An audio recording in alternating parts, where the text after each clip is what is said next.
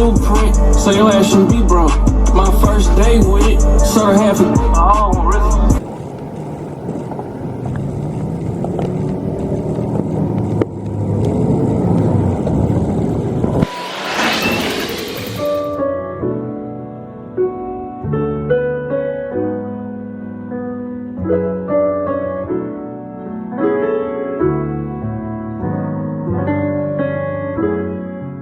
Okay, the main question that we know everybody is here for.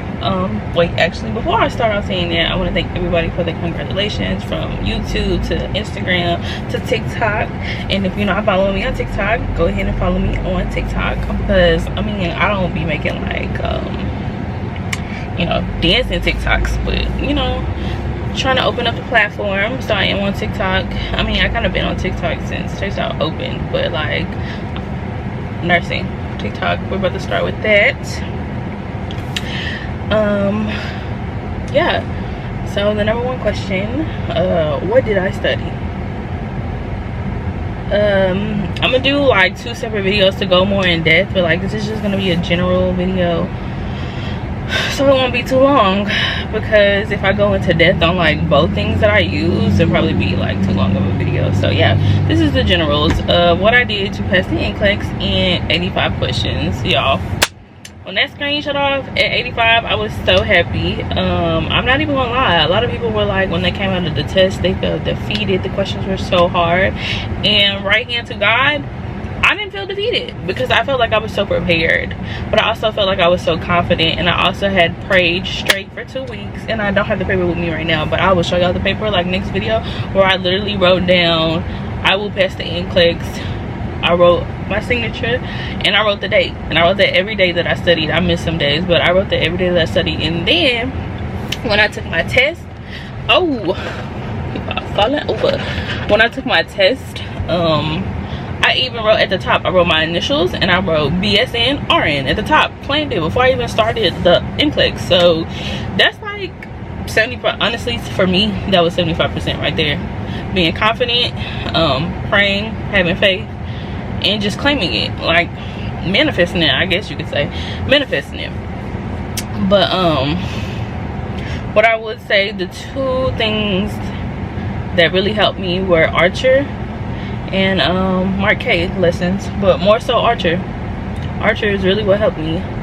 I went in there, I was confident, didn't feel defeated. The only thing I did feel defeated on was like a question that I knew I got wrong and I shouldn't have gotten wrong, and that was the only thing that defeated me, honestly, because it was a question on stroke. It was a stroke question. I knew it was stroke. Now I looked at it and I knew it was stroke, but the lady didn't have like typical stroke symptoms, so I picked some outrageous answer like abdominal aortic something, and I knew it was stroke. Number one, go with your first mind, okay? Go with your first mind. You know what you're doing, you know what you're talking about. So that's the only thing that I felt defeated on, because I knew the answer was stroke. I did not hit stroke, and it was a case study question, so of course the next after I answered the question, the next pop-up was the diagnosis was a stroke. I felt so annoyed, because I told myself before I even went in there, do not second guess yourself, and that was one thing I second guessed myself on, and I literally saw instant karma, next question. I saw that I second guessed myself. So that's really the only thing that I felt defeated on. But other than that, I did not walk out of the test feeling defeated. I felt like I was super prepared. I was mentally ready. Like, it's like a mental thing, because honestly, there's nothing like material wise, content wise, that you can actually study that will help, if that makes sense. Like, you're not gonna go in there knowing what's on the test. You're not. You could be studying a whole bunch of things, and there's stuff on the test that you never heard of. I will say I feel like it's a vocabulary test more than anything. Like, we had what, I don't even know, like my first question was I've never even heard of this before, like not even in nursing school. It was something that started with a P. I really can't even tell y'all what it was. It was something that started with a P. And then in another case study, I had something with the word coracosa, or I literally coryza, this word. I don't know if you can see that word. It literally means like hay fever. Hay fever. Irritation and inflammation of the mucous glands inside the nose, which is another word for rhinitis, which we know, but like they put stuff like that to trip you up. So I mean, out of anything really, I feel like it's more of a vocabulary test, and it's definitely critical thinking, because if you don't know that vocabulary, it's gonna trip you up. It's gonna trip you up, like, period. But you can't let that trip you up. You just gotta be a safe nurse. Literally, it's about critical thinking, being a safe nurse, and don't let in that like vocabulary trip you up, because if you let that trip you up, then you definitely, I could see where it could get hard. But really, honestly, I'm gonna say it's a mental thing. I studied Mark K. I took 2 weeks, so I got my ATT. Oh, let me tell y'all. I got my ATT. Well, she sent my ATT that same day. That day that after I made that video. Oh, let me go back. I know I'm jumping subjects here. I'm trying to get this video in while I'm at the charging station, but it's actually a fast charging station at Buc-ee's, because everybody is like on their own like charging thing, so it's not going slow. This is going pretty fast. So yeah. So like I told y'all, next let's say next video that I'm gonna be a nurse. Next time I come to y'all, I am a nurse, Nurse Avion, and that's on period. I told y'all thought I was playing, but I told y'all better believe it. Yeah, but that's what I mean by like manifesting and like speaking it into existence. But back to what I was saying. So I actually got she sent my ATT in that day that I got done on the video with y'all, and I really feel like it's because of my classmate's video. I mean her email, because like literally right after that she sent me an email saying that she sent in my ATT, and I didn't even have the green light for ATI, so we're not even gonna get on that. But I had my ATT that day, so I scheduled for May 31st, which was exactly 2 weeks. So I spent the first week studying Mark K, and then I spent the second week doing 85 questions a day on Archer. I took 5 readiness exams, and I think 3 or 2 CAT exams, and I always did very well on all of them, even the CAT exam. It was one readiness exam that I did borderline on, but that was also like after I tried to study like so much content, and I forced it, and you could tell like I forced it, because it was my only borderline test. But everything else I was getting very high on, and that's what actually made me confident for the NCLEX too, because I was getting very highs, and it was like if you get 4 consecutive very highs and then a very high or very high CAT, then you're good for the NCLEX. And I was getting those, so like it was already like preparing me like out the gate. The first time I even tried Archer, and I tried it on demo mode because I didn't even know if I want to pay for that, and I'm gonna upload all the screenshots here to y'all. But like even on demo mode I got very high, so I knew after that it kind of boosted my confidence. But I didn't want to get too big headed, because obviously Archer is not the NCLEX, and you're not gonna know what's on the NCLEX. But it really did boost my head. It gave me a lot of motivation, because I was getting very highs, and I was like, if I could do this, and if they saying that if you could pass Archer, you could pass the NCLEX. So I already had a big head in a way, but not like a humble big head, because I was already getting very highs. So yeah, so I'm gonna go into depth on those. That's really it. It's a mental thing, I will say. So some tips before you go into NCLEX: get there early. My exam was at 8. I got there by 7:15. No, I got there before 7, but I didn't walk up till 7:15. But I will say, when you get there, like try to get there early and just go in, because at our testing center we had to pick up numbers, and it was like 7:15 and I was already number 10, and it was only 2 people working the front desk. So of course number 10, and you got to go back and forth. So when you get there, you got to shut off your phone as soon as you get in there, and then you sit. They give you some rules to read, and then they start calling numbers. And so when they call your number, you go up there, you show your RD. Honestly, some tips that I also would say is don't wear any jewelry, because I still don't even have my bracelet on. But the only thing I really wear is on a daily basis is like my James Avery charm bracelet. So sorry y'all, trying to read my text messages. Only thing I really read is the only thing I really wear is my charm bracelet. They made me take off the charm bracelet too, and I noticed they were making people take their necklaces off, and they even check earrings. So I would say just like wear like nothing. Like I literally went in, I didn't know you could have jackets, but I wore a long sleeve so they wouldn't tell me that I would take off my jacket, because I'm not gonna be cold in a testing center, because I hate cold. I'm easily cold, so I didn't want there to be any conflict. So I wore a long sleeve. I wore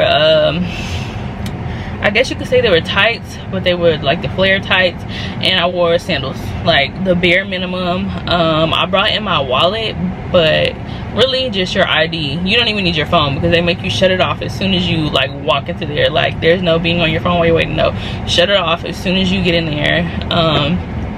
You walk up, you give them your ID. They give you a basket. You have to shut off your phone. You got to show them that you shut off your phone. You put your phone in like to a little plastic bag. It comes in like those, the closest thing is like those Amazon bags, you know, when y'all order Amazon, and it's like sealed at the top. So they give you one of those. You have to put your phone in there. They do your print scan, right, left, 2 times, and then you have to confirm. Then she checks you for your jewelry, signatures. You put everything in your locker, and then you either walk around to your testing. So it's only not NCLEX people that are there testing. I know some girl, I think she was there for her EMT testing as well. So either you go to your NCLEX EMT testing, 2 different separate ways. Then you go over to like this waiting area. The lady checks you. You have to pat yourself down like this from front to back. You got to do it loud so she can hear. Turn around, she hears. You have to hold your hair up so she can check behind your neck, check your earrings if you have earrings, and trying to see, I think that's all that she really checked for. And then she reads your rules. Then you go, she sits you down and she gives you a test, and you start. I was like the third or fourth one to sit down. I was the first one up, but it did take me like an hour and 30 minutes. I did tell myself like to slow down, because that's also my biggest problem, is moving too fast, rushing too fast, and that's how I would get stuff wrong on like regular nursing tests. So I told myself, you got to slow down, don't move too fast, because this is not an exam where you need to move too fast. Take all your time. So it almost took me 2 hours, not exactly 2 hours, because I did get done like at 9:30. It had to be like 9:30-ish. I don't know the exact time, because of course my phone was off, didn't have a phone. I can't even remember if there's a timer. I think the only timer is your test countdown timer. I think that's it.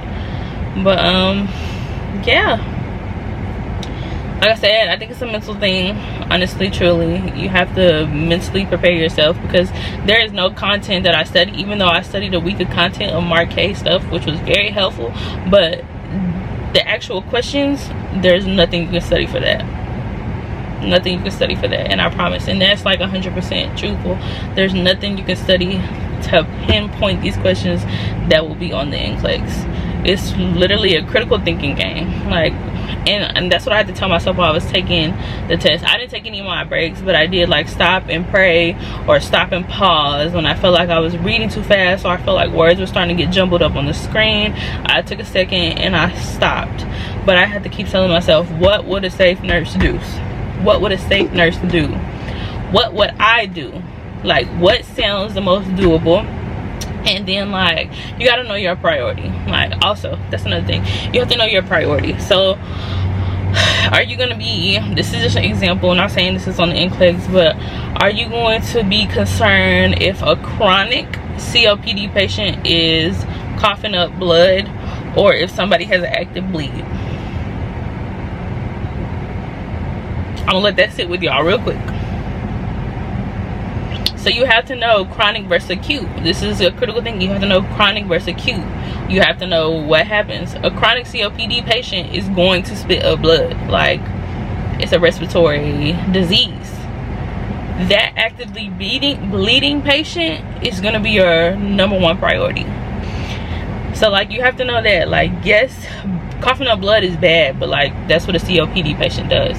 That's what a chronic respiratory disease. That's what that is. So it's like stuff like that that's on the test. And then you also, I would say your precautions definitely, that was on the test as well. Honestly, I was blanking out. After every question, I was blanking out. So I can't even, like, honestly, again, right hand to God, I cannot tell y'all really what was on the test, because I was blanking out after every question. I remember it was peds questions, I had some OB questions, I think I had psych, I had migraine medicine questions, and I don't think I had any math. I didn't have any math. And I had like 3 or 4 case studies. That's all I can remember. Yeah, it wasn't too bad. You just gotta be confident. If you pray, pray. If you don't, do what you do to get you in that mind space. Everybody has their own, I don't know what to call it, but everybody has their own, you know, way of putting their self where they need to be mentally. And I would say that's what you have to do. The car is done charging, so yeah, I'm gonna go into more details on, I'm gonna do 2 separate videos on Mark K and Archer, to go into a little bit more details, because this video is already running long. So I want y'all to actually like tap in and listen, because I mean, I wouldn't steer y'all wrong. I haven't steered y'all wrong yet. And yeah, your girl is finally a nurse. 85 and out crew. And it's okay if you do not get to 85. That does not mean anything.